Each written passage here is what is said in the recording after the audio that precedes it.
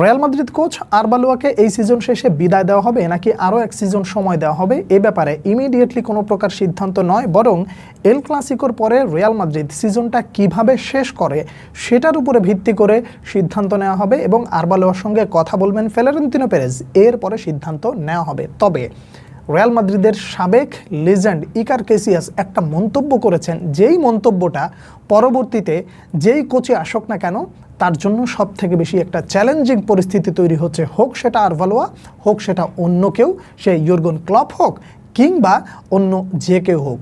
এই যে মন্তব্যটা তিনি করেছেন, একেবারে সোজাসাপটা মন্তব্যটা আপনার সামনে তুলে ধরতে চাই।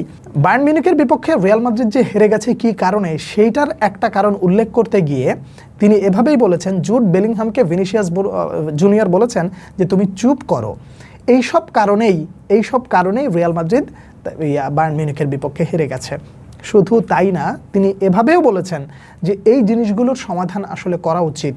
রিয়াল মাদ্রিদ ব্যক্তির চেয়েও বড়, রিয়াল মাদ্রিদ কোনো একজন ব্যক্তি নির্ভর নয়, বরং পুরো দলটা এক হয়ে রিয়াল মাদ্রিদের জন্য খেলতে হবে। এটা যদি না হয় তাহলে এই রিয়াল মাদ্রিদ সামনে আর বেশি দূর এগিয়ে যেতে চাইলেও তাদের যাত্রাটা খুব বেশি দূর এগোতে পারবে না, বিশেষ করে সফলতার ক্ষেত্রে। এই যে কথাটা, এই কথাটাকে মোটেও ভুল বলেছে। আপনি ব্যক্তিগতভাবে ভিনিসিয়াস জুনিয়রের পক্ষে বা বিপক্ষে যেটাই আপনি বলুন না কেন, এই স্টেটমেন্টটাকে ভালো করে যদি আপনি রিড আউট করেন বা ডিকোড করেন, তাহলে একটা জিনিস পরিষ্কারভাবে বোঝা যাবে, তা হলো পরবর্তী যে কোচ যে হবেন সেটা অন্য যে কেউ হোক না কেন তার জন্য যেমন চ্যালেঞ্জিং, একই সাথে আরবালোয়ার জন্যও চ্যালেঞ্জিং। একটা ব্যাপার খুব দ্রুত সমাধানের দিকে আসতে হবে, তা হলো ইগো ক্ল্যাশ। এর পাশাপাশি আমি মেন ম্যান, অন্য কেউ মেন ম্যান হতে পারবে না, এই ধরনের চিন্তা ভাবনা যদি থেকে থাকে, কিংবা আমি একমাত্র এক্সপেক্টার হতে পারি আর কেউ এক্সপেক্টার হতে পারে না, এই ধরনের চিন্তা ভাবনা যদি থেকে থাকে তাহলে সেই জায়গা থেকে বেরিয়ে আসতে হবে। যদি কোনো প্লেয়ারের মধ্যে এমন কিছু থেকে থাকে তাহলে তাকে ওই জায়গা থেকে সরিয়ে আনতে হবে। রিয়াল মাদ্রিদে ম্যান ম্যানেজমেন্ট সব থেকে বড় চ্যালেঞ্জ, এই চ্যালেঞ্জের জায়গাটা হলো সব থেকে বেশি।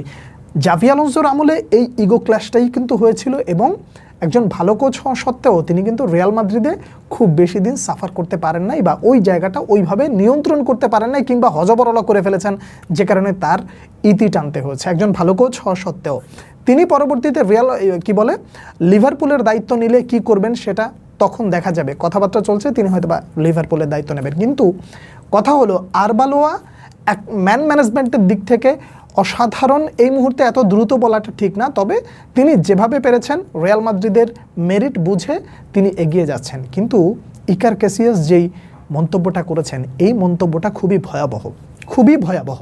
যেই প্লেয়ারের মধ্যে এই জিনিসটা থাকুক না কেন, সেই জায়গা থেকে অবশ্যই আপনাকে এই ব্যাপারটা ফাইন্ড আউট করতে হবে। আমি আরও একটা জিনিস একটু যুক্ত করে দিতে চাই। কামাভিঙ্গা সরি বলেছে দর্শকদের কাছে, মাদ্রিদিস্তাদের কাছে, কিন্তু তার একটা জিনিস কি আপনি একটু ডিকোড করে চিন্তা করে দেখতে পারেন? সে বলেছে যে আমি আমার পাঠটুকুর জন্য দুঃখিত, আপনি কি বুঝতে পারছেন যে বিষয়টা আসলে কি? তিনি যে ভুলটা করেছেন সেই ভুলটুকুর জন্য দুঃখিত, তার মানে দলে আরও কোনো ভুল যদি কেউ করে থাকে বা অন্য কারোর জন্য যদি কোনো কিছু হয়ে থাকে তার দায়ভার আমি নিতে চাই না, আমি আমার ভুল করাটুকুর জন্য ক্ষমা চেয়ে নিচ্ছি এবং এটার রেসপন্সিবিলিটি আমি নিতে চাই। এই যে স্টেটমেন্টটা, এটার মধ্যে অনেক কিছু লুকানো আছে। আপনি যদি একটু শান্ত মাথায় চিন্তা করেন তাহলে আপনি বুঝবেন। এর মানে আরবালোয়া কোচ থাকবেন কি থাকবেন না সেই ডিসাইডটা অবশ্যই কেউ না কেউ করবে, সেটার জন্য নির্ধারিত লোক আছে, ফ্লোরেন্তিনো পেরেজ আছে, সিদ্ধান্তটা তিনি নেবেন। কিন্তু ইকার ক্যাসিয়াস যে মন্তব্যটা করেছেন, এটাই হলো সব থেকে বড় চ্যালেঞ্জ, যে আমি এখানে কেউ না, আমার দল সব থেকে আগে। আরও একটা পয়েন্ট যুক্ত করে দিয়ে বিদায় নিই, সেটা হলো টনি ক্রুস ড্রেসিং রুমের মধ্যে একবার বলেছিলেন যে আমাদের আরও বেশি ক্রিস্টিয়ানো রোনালদোকে পাস দেওয়া উচিত।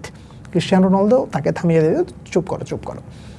এই যে ব্যাপারটা, সেটা হলো টনি ক্রুস যেটা বোঝাতে চেয়েছেন সেটা হলো যে আমাদের দলে ক্রিস্টিয়ানো রোনালদো হচ্ছেন একজন x factor, Cristiano Ronaldo game changer, Cristiano Ronaldo হচ্ছে একজন এমন খেলোয়াড় যে ম্যাচে পরিবর্তন ঘটিয়ে দিতে পারে।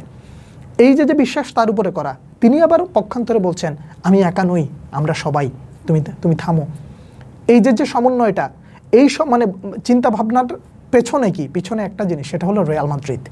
এই ব্যাপারটা একটু চিন্তা করতে হবে। একই সাথে যেই কোচে আসুক না কেন সেই কোচকে এই যে মন্তব্যটা করেছেন ইকার ক্যাসিয়াস, এইটার উপরে বেস করে সামনের দিকে আগাতে হবে এবং এই সমাধানটা আসলে খুব জরুরি। আপনি দেখবেন যে এই সমাধানটা যত দ্রুত শেষ হয়ে যাবে, এটা মানে রিয়াল মাদ্রিদ শিরোপা জিততে বা সফল, এমনিতেও রিয়াল মাদ্রিদ সফল ক্লাব, সেটা তারা কেউ অস্বীকার করবে না, কিন্তু শিরোপার খোঁজে রিয়াল মাদ্রিদ যে দুটো সিজন সাফার করলো, সামনে আরও সাফার করবে কিনা সেটা ডিপেন্ড করছে এই ভেতরগত ইগো ক্ল্যাশের কারণে। আবার আপনারা এটাও বলতে পারেন যে আরবালোয়াকে সব প্লেয়াররা সমর্থন করতেছে। ভাই কিছু মনে করেন না, একটা তিক্ত কথা বলি, আরবালোয়া যে অবারিত স্বাধীনতা দেন, এই অবারিত স্বাধীনতাটাও কখনো কখনো ভুলের রাজ্যে প্রবেশ করে। যেমন আপনি যদি সন্তানকে তার ব্যক্তিগত স্বাধীনতার উপরে ছেড়ে দেন, তাহলে সে তার মতন করে বড় হবে, আপনি তাকে আপনার মতন করে বড় করতে পারবেন না। স্বাধীনতা প্রত্যেকটা প্লেয়ারকে দেওয়া উচিত, কিন্তু অবারিত স্বাধীনতা যদি দলের জন্য ক্ষতিকর হয় তাহলে ওই সিস্টেমেও সমস্যা আছে, এটা আপনাকে বুঝতে হবে। এই একটা বিষয় মাথায় রেখে আপনাকে আমাকে চিন্তা করতে হবে, একই সাথে অপেক্ষা করতে হবে নতুন কোচ কিংবা আরবালোয়া এই সমস্যার সমাধান কত দ্রুত করতে পারেন।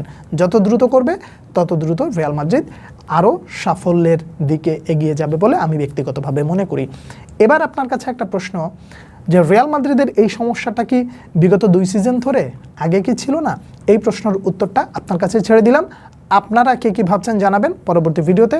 আবারও আপনাদের কথা নিয়ে হাজির হয়ে যাব, যে আপনারা শুনতে চান, যা আপনাদের জিজ্ঞাসা থাকে সব কিছু আপনারা বলতে পারেন, জিজ্ঞাসা করতে পারেন। ইনশাআল্লাহ চেষ্টা করব যথাসময় আপনাদের সামনে হাজির হওয়ার। আজকে পর্যন্ত আল্লাহ হাফেজ, আসসালামু আলাইকুম।